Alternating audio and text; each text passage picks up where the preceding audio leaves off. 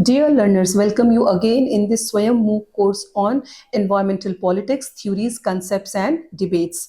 In week 8 lecture 4 on sustainable development policies and initiatives, in which we will be discussing the National Action Plan on Climate Change and its different missions. Then after we will be seeing the biodiversity conservation and wildlife protection. Along with that, we will be discussing the renewable energy and green economy initiatives. And in India, we will be discussing the implementation of sustainable development goals. So let's begin, learners. So here we can see that India promotes sustainable development through policies like the National Action Plan on Climate Change, Renewable Energy Missions, Swachh Bharat Abhiyan, and a Smart Cities Mission. And these all aims to balance economic growth with environmental protection, focusing on clean energy, water conservation, afforestation, pollution control, and inclusive urban development for a sustainable future. So in this regard, this National Action Plan on Climate Change was launched in 2008 by the Government of India. And here we can see that it's a comprehensive policy framework to address the climate change challenges while promoting the sustainable development goals. And here we can see that it basically consists of 8 core missions, which I will discuss in the next slides. And it all focuses on mitigation and adaptation strategies as across their key sectors. And here we can see that altogether this mission aims to reduce India's carbon footprint and to enhance the energy efficiency along with building India's commitment towards climate resilience. So here we can see that the National Solar Mission, which promotes solar energy to reduce the dependence on fossil fuels, mitigate climate change, and of course further enhancing and ensuring the energy security. In this regard, for example, we can take that India shifted focus from coal to solar energy just to meet the climate goals under the Paris Agreement. And here we can see that the targets were there, that is to achieve 100 GW of solar power capacity by the 2022, which is extended to 500 gigawatt renewable energy by 2030. And in this regard, for instance, we can see that as of 2023, India surpassed 70 gigawatt solar capacity, aiming to hit 280 gigabyte by 2030 as part of the broader 500 gigawatt renewable target. In this regard, we can also see some of the key initiatives like the solar parks and ultra mega solar projects. In this regard, the large scale solar plants in high solar radiation areas. And in this regard, for example, we can see Bhadla Solar Park in Rajasthan, that is one of the largest in the world. Then it is also there rooftop solar schemes subsidizes and incentivize for households and buildings to install solar panels. In this regard, we can see the PM Surya Ghar Yojana, which helps the urban and rural homes to install rooftop solar with financial support. Along with that, we can see the International Solar Alliance, that is as ISA, which was launched by India and France too, to promote solar energy globally among 100 plus countries. And in this regard, we can see that ISA has supported member countries with policy, technology, and finance to adopt solar energy. Now we will be seeing the second mission, that is about the National Mission for Enhanced Energy Efficiency, which is a key initiative under the India's National Action Plan on Climate Change. Its basic objective is to improve energy efficiency across the sectors, especially in the industries like buildings, household appliances, and the main focus is to reduce energy consumption and greenhouse gas emissions. Here we can see some of the key programs, which includes Perform, Achieve, and Trade, that is as PAT scheme, which sets energy saving targets for the energy intensive industries. And here, units that exceed targets can trade excess saving with others. So, in this context, another we can see the Energy Efficiency Services Limited, which promotes large scale adoption of LED lighting, energy efficient fans, air conditioners like ACs, and also supports the electric mobility, making energy efficient technologies which is affordable and accessible too. Now, here we can see that the National Mission on Sustainable Habitat, which aims to make cities more sustainable, efficient, and climate resilient. And here it focuses on promoting like energy efficient urban planning through different initiatives like the Energy Conservation Building Code, that is ECBC, which sets efficiency standards for the new commercial buildings. Along with that, it also emphasizes expanding public transportation system, that is just to like reduce carbon emissions, and implementing waste to energy projects to manage the municipal waste sustainability. And here, climate resilient infrastructure is a key component, ensuring urban areas can withstand extreme weather events due to the climate change. Then the next one is about the National Water Mission, that is NWM, and here it seeks to ensure the like sustainable use and management of water resources. It also promotes water conservation, rainwater harvesting, and groundwater recharge.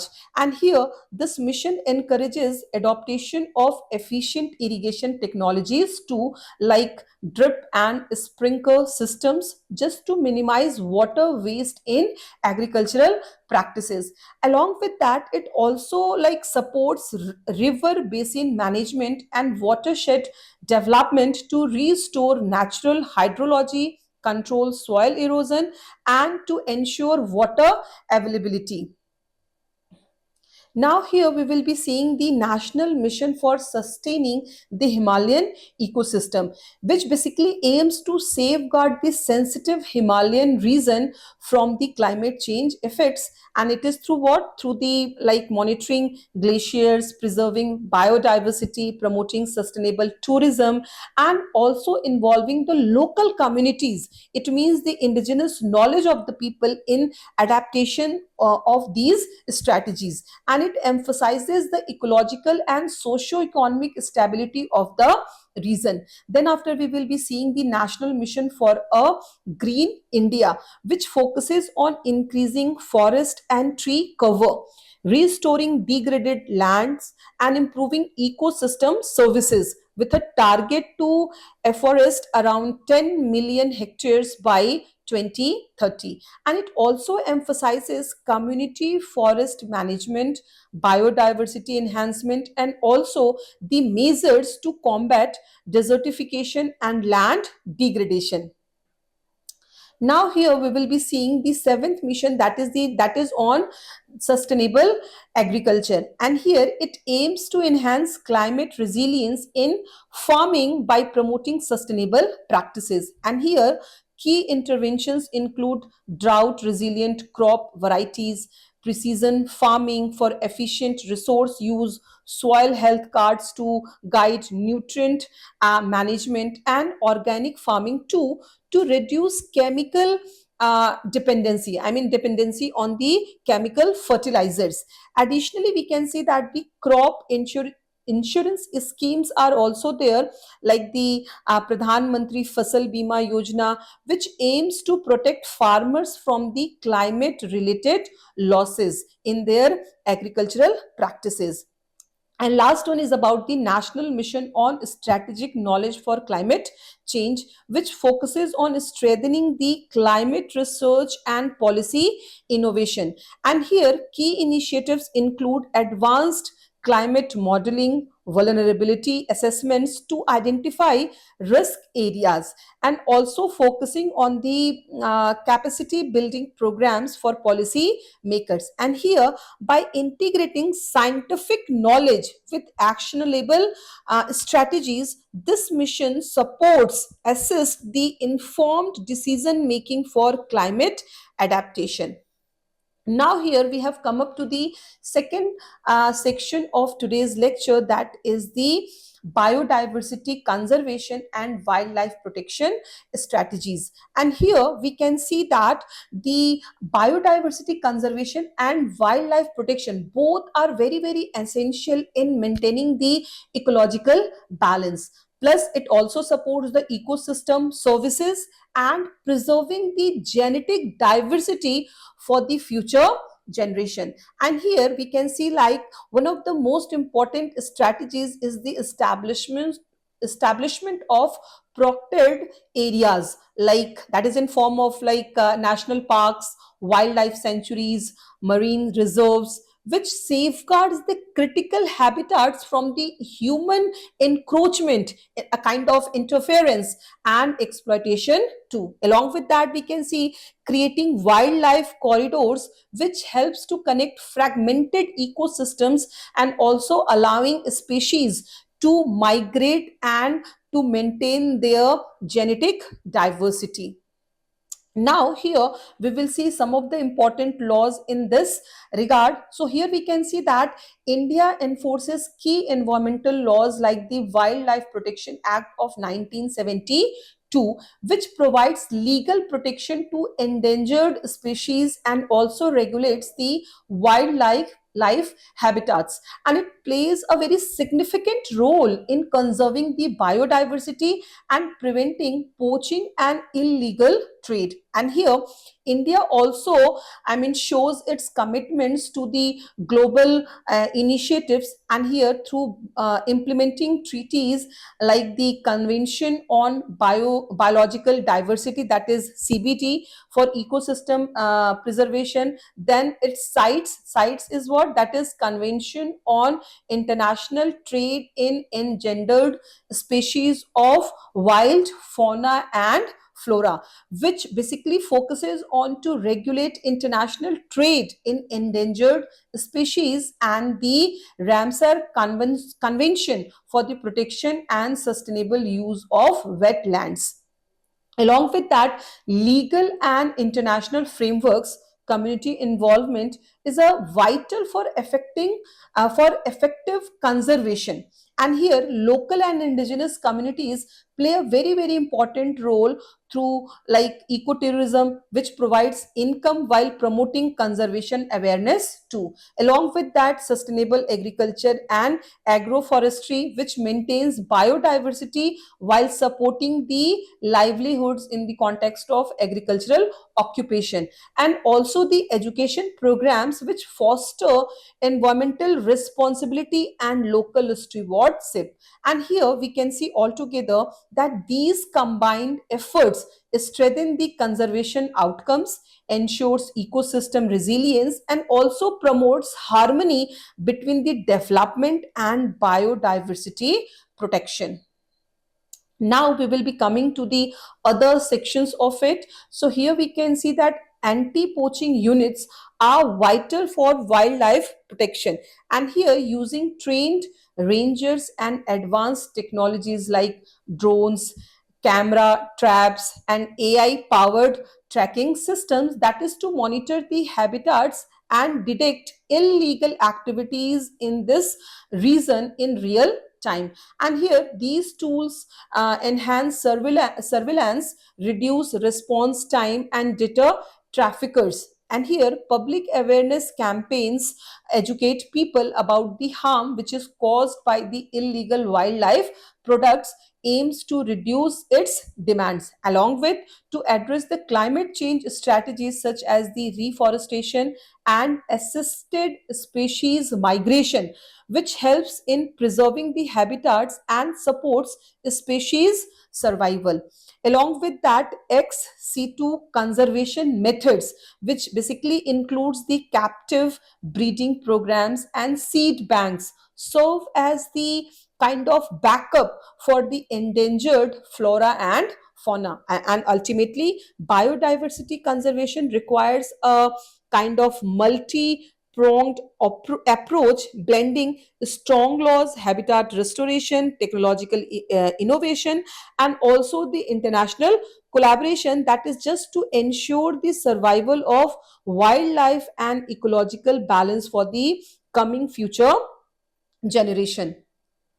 So now we have come up to the third section of today's lecture, that is about the renewable energy and what kind of green economy initiatives has been initiated or taken. So here we can see that the transition to renewable energy, like from fossil fuels to the renewable energy, and the development of green economy, which is a kind of like outcome of this transition to renewable energy, are very very critical for combating climate change, of course reducing the pollution, and also ensuring the sustainable economic growth. It means a combination of both, that is the sustainable development growth and the environmental protection. And in this regard we can see that the governments, businesses, means the corporate sector, and individuals too are adopting clean energy solutions and also the eco-friendly policies, that is just to shift away from the fossil fuels and of course to promote environmental sustainability. So here we can see like some of the key renewable energy sources. So in this regard, we can see that renewable energy sources are basically transforming global energy systems. In this regard, the solar power uses photovoltaic panels and innovations like floating solar like farms that we can see in Kerala's Banasura Sagar project to generate clean electricity. Along with that, the wind energy, that is also a part of renewable energy sources through onshore and offshore farms, like the in this regard, like in Tamil Nadu Mupandal wind farm, which provides low emission power supported by improved turbine design and storage.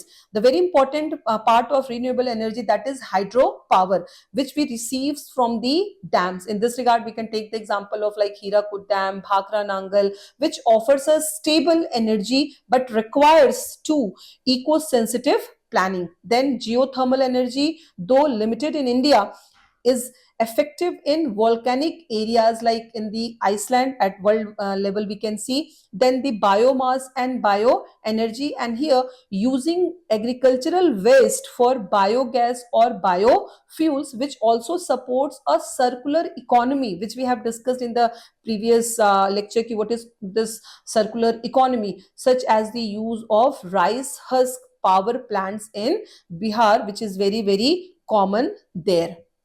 Now we will be seeing that what kind of green economy initiatives are initiated. So here we can see that carbon pricing mechanisms like the like in EU emissions trading scheme, that is as ETS, charge polluters for emissions and also encouraging the cleaner practices in this regard. Then after the circular economy efforts such as India's e-waste recycling policies, reducing waste and conserve resources through reuse and sustainable design. Along with that, there is green jobs arise in the areas like solar panel installation, then the electric vehicles manufacturing like the Tata Motors EV push, or at global level the Tesla.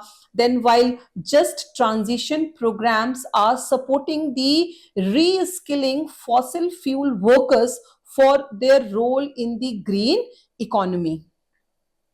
The next one is about the sustainable urban planning, which includes the smart cities like Pune, Surat, Indore, which use solar energy electric buses and green building course to reduce the emissions. Along with the corporate sustainability efforts involves the companies like Infosys and Tata Steel adopted the ESG. ESG is about the environmental, social, and governance principles, and also setting net zero emission targets and powering the operations with renewable sources. So we can see that these integrated strategies, whatever we have discussed just now, are helping in reducing the environmental impact while also promoting economic growth and the social responsibility towards it too.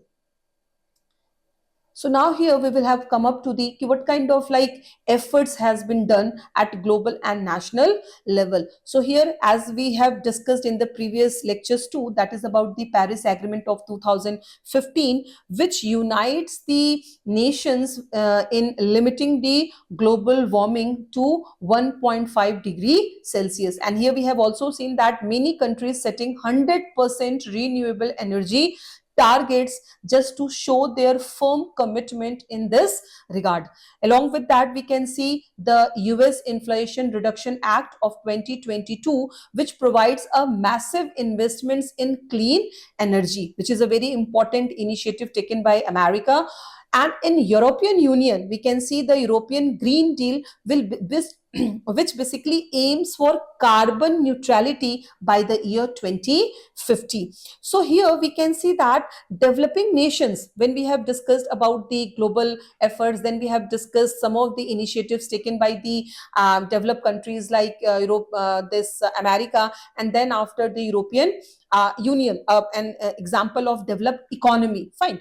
And in this regard, this developing nations are leapfrogging fossil fuels with decentralized solar and wind projects, which are partially or fully supported by the international funding, as we have discussed in the previous lectures in terms of the economic assistance. That was about the important fund, that was the Green Climate Fund. Now we will be coming up to the last section of it, that is the implementation of sustainable development goals. So here, as we all know, that it was adopted by the United Nations in 2015, and that is just to represent a kind of universal call to action, that is to end poverty, protect the planet Earth, and ensure prosperity for all by 2030. So in this regard, we can see that there are 17 interconnected sustainable development goals, and they all address the very critical global challenges, including the climate change, which is very much relevant in today's lecture, then inequality, which also occurs due to the resource depletion and environmental conflict too, and also focusing on the sustainable economic growth, that is about making a balance between the environmental protection and economic growth and development. So in this regard, which is very important, that is what, that is the successful implementation. But in the successful implementation, it demands a multi-stakeholder approach. So what is this multi-stakeholder approach? It is basically about the participation, inclusion of government. Of course, government is like liable for that, along with the corporate sector in form of businesses, civil society, and individuals too, working together at local, national, and ultimately at the global level.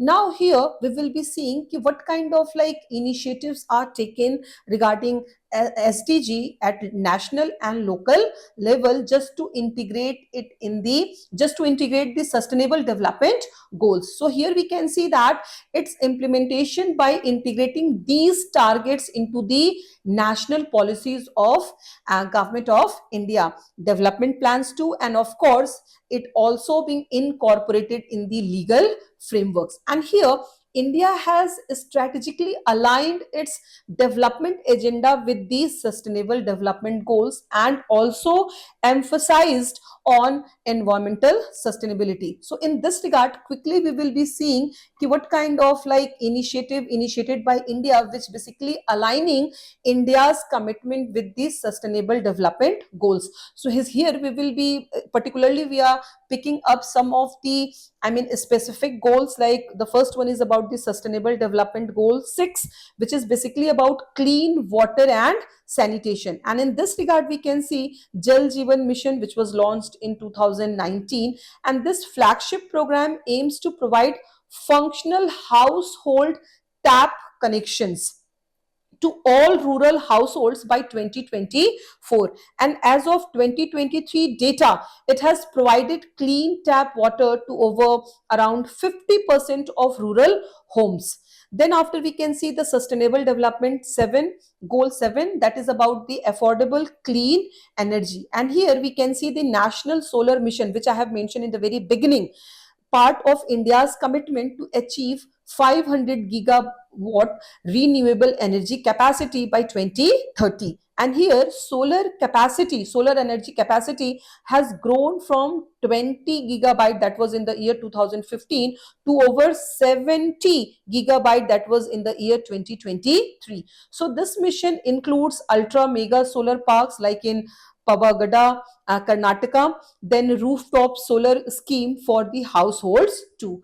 Now, these SDG 13, which is basically and exclusively about the climate action. And here we can see, as I have mentioned in the very beginning, the National Action Plan on Climate Change, which comprises the 8 sub-mission. So it all focuses on solar energy expansion, that was about the solar city program, enhanced energy efficiency, that is in form of PAT scheme for the industries, as I mentioned in the beginning, then the Himalayan ecosystem preservation. So these all are important initiatives taken by India just to align India's commitment with the SDG 13 focuses on climate action.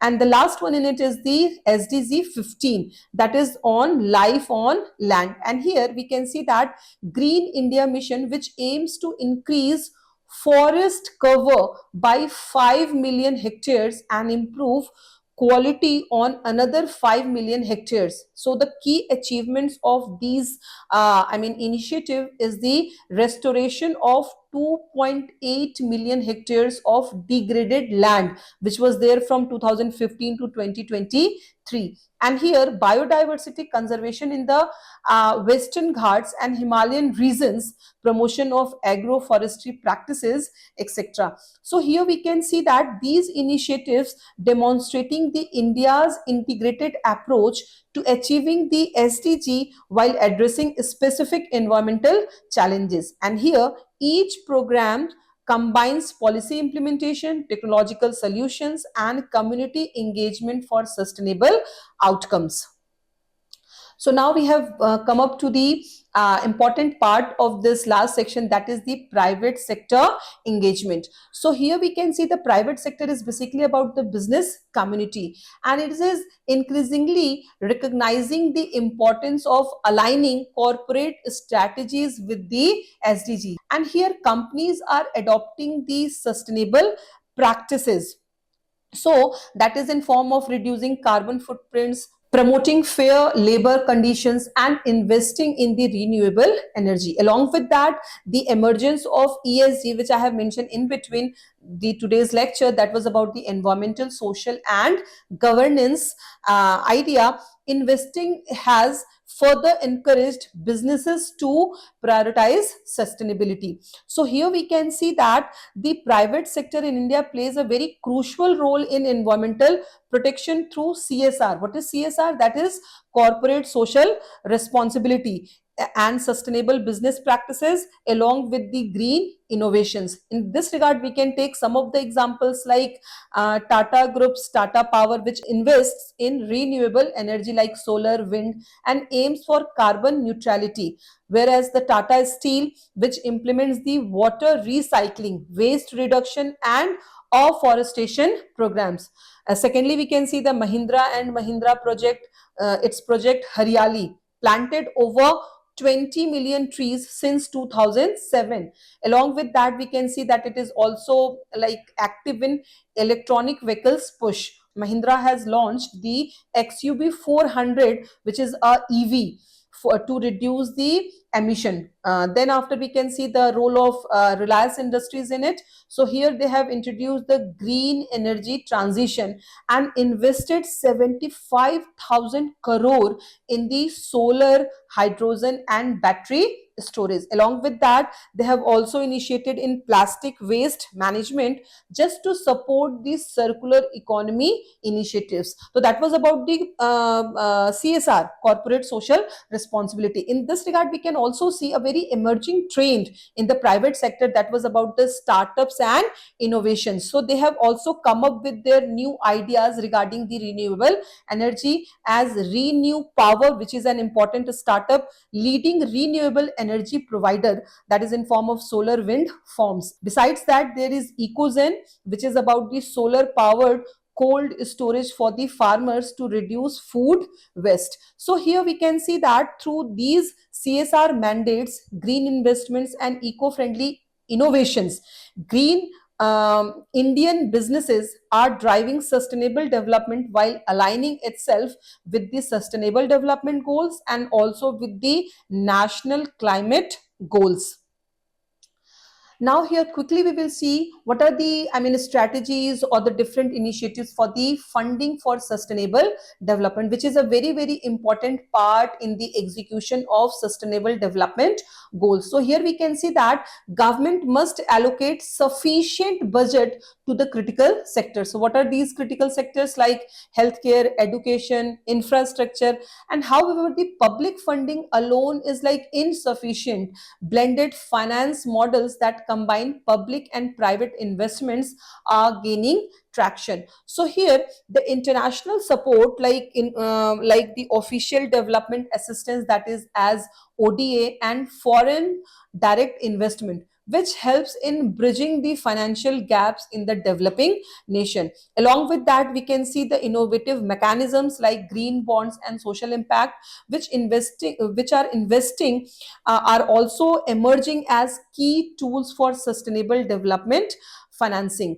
Now we can see the important part of it, that is about the monitoring and accountability. And here tracking progress is very much important to ensure the environmental accountability. So here many country uses SDG indicators to measure their advancements in areas like poverty reduction, gender equality and environmental sustainability. In this regard, some of the digital tools like big data and AI may enhance the monitoring efforts by providing the real-time insights into the issues of deforestation and disease outbreaks. Along with that, the voluntary national reviews also presented at the United Nations high-level political forum, which allows nations to share successes and challenges while fostering the peer learning.